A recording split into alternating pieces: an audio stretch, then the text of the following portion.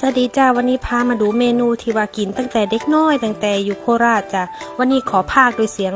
ภาษาโคราชเด้อจ้าอันดับแรกนะจ้าเรามาดูเครื่องปรุงเนาะอันดับแรกยังต้องซับไก่บ้านจ้าวันนี้ได้ไก่บ้านมาตัวหนึ่งก็แบ่งซับแล้วก็หน่อไม้ดองแล้วก็ใบกะเพราแล้วก็ตำพริกแกงจ้าอันดับแรกก็เอาไก่ไปรวนกับน้ำมันให้ไก่มันสุกพอสุกแล้วเองก็ย่อน้ำปลานิดหน่อยที่นี่ก็ใส่พริกแกงจ้าพริกแกงแล้วก็น้ำล้างโคกอันนี้ของอร่อยเลยน้ำล้างโคกที่นี่ก็พัดคนให้ไก่กับพริกมันเข้ากันดีจ้ะที่นี่ก็ปิดฝาหม้อให้มันละอุให้มันสุกที่นี่เองก็ปรุงรสเพิ่มใส่ผงชูรสซอสปรุงรสอย่างนี้จ้ะแล้วก็ใส่หน่อไม้ดอง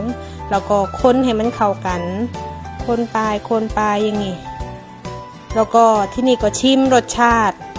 ว่าถูกปากไหมถูกใจไหมถ้าว่าถูกใจแล้วเองก็ใส่กะเพราจ้ะกะเพราแล้วก็คนให้มันทั่วกระทะเสร็จแล้วก็ปิดไฟแล้วก็ตักใส่จานเมนูนี้กินข้าวมดหม้อเลยจ้ะอันนี้จ้ะผัดกะเพราผัดไก่บ้านใส่หน่อไม้ดองใส่กะเพราจ้ะคนกระทบยกกระท่อมปลูกหอ